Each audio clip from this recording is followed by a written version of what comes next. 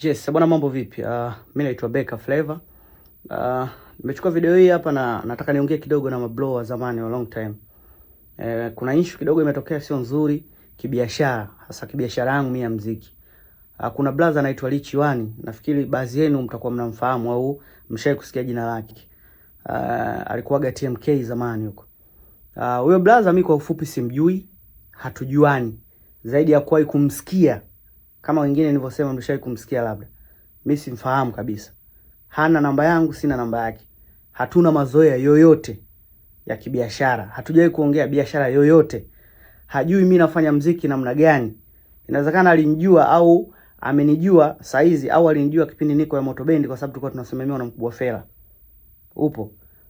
Hivyo inawezekana. Na mpaka sasa anavyofanya muziki mwenyewe anavyojisimamia ananijua, lakini hatujuani, hatujawahi kupiga story hivi wala kuwasiliana kwenye simu. So iko hivi. Kuna siku nilipigiwa simu na dogo mmoja kutoka Tanga. Kuna show klabu fulani inaitwa Tanga Pazuri, kitu kama hicho, Tanga Pazuri.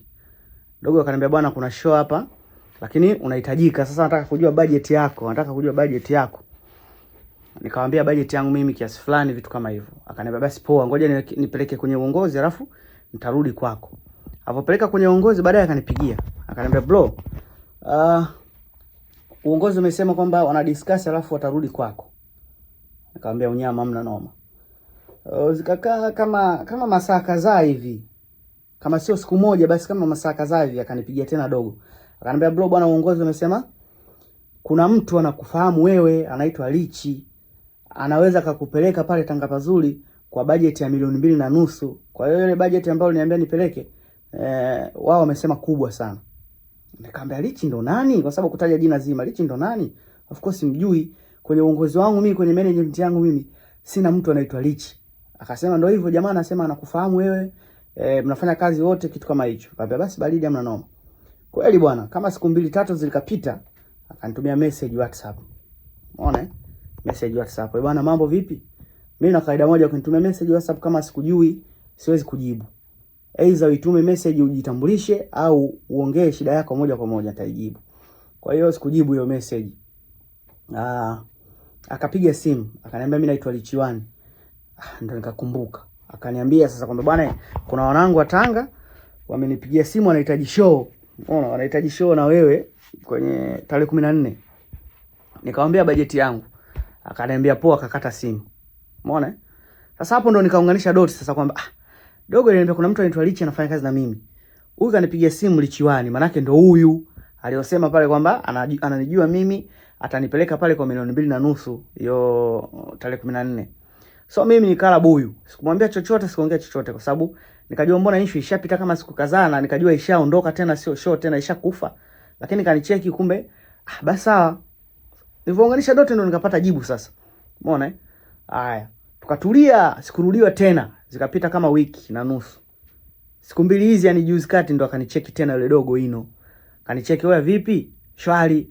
Sasa mtoto wa bosi uko nje anataka kuongea na wewe direct, mwenyewe ajue bei. Kwa hiyo nampa namba yako. Umeona? Nikamwambia sawa, hamna noma. Akampa namba.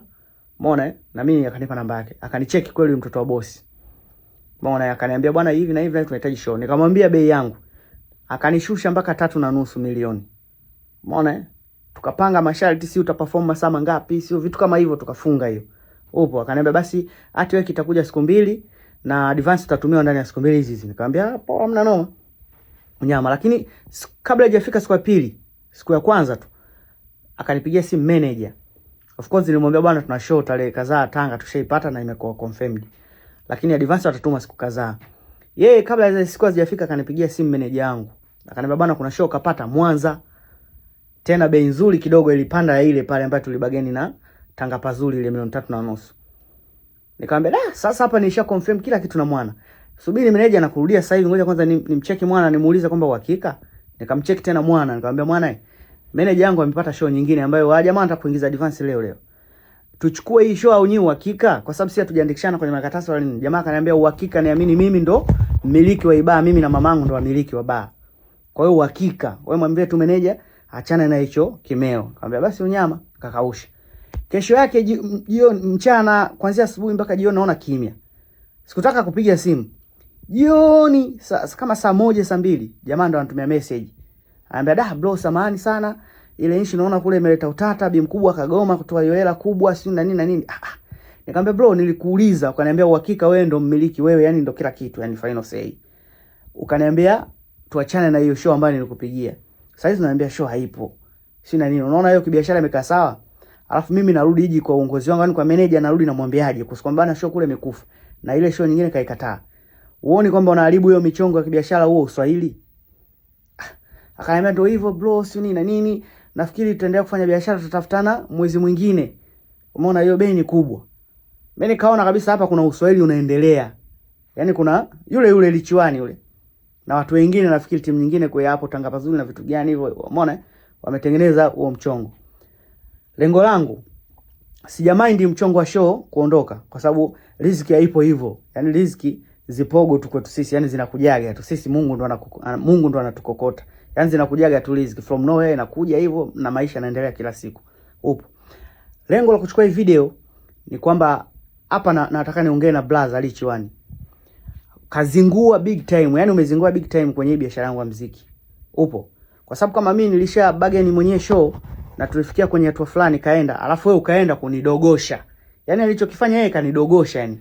Umeona? Yani yeye amejichukulia yeye na mabro wengine wa zamani wanavyofanya show zao huko 200,000, 300,000 au yeye sijui sasa hivi kawa promoter, sasa hivi amekuwa promoter kwamba anachukua wasanii wezia anawapeleka kwenye Vimeo kwa vya 300,000, 200,000, ndio maisha yanaenda sasa. Sijui yani anafanya kitu gani sasa hizi, sijajua. Lakini kitendo cha yeye kuingilia biashara yangu ambayo mimi nimeshaifunga, afu yeye ameenda kuidogosha kwamba hapana, mimi mdogo wangu namjua anafanya naye kazi, sijui nitamleta kwa 2.5 milioni. Kazingua big time. Sijui nyinyi wadau mnaona alichokifanya hapo kama kiko sawa. Umeona? Na hii imekuwa tabia baadhi ya mablo, hata wengine sio wasanii wana tabia hiyo wanapata show fulani, mtu anataka msanii fulani, wao bado watoe namba ya mtu fulani mhusika, manager wa msanii au msanii, wao wanabageni show ya mtu ambao wahusiki naye. Alafu anakuja, vipi? Sasa sijui wanatafuta kuwa karibu na mabosi wamiliki wa hizo klabu au kutafuta kuonekana wao kwamba namna gani, sijajua.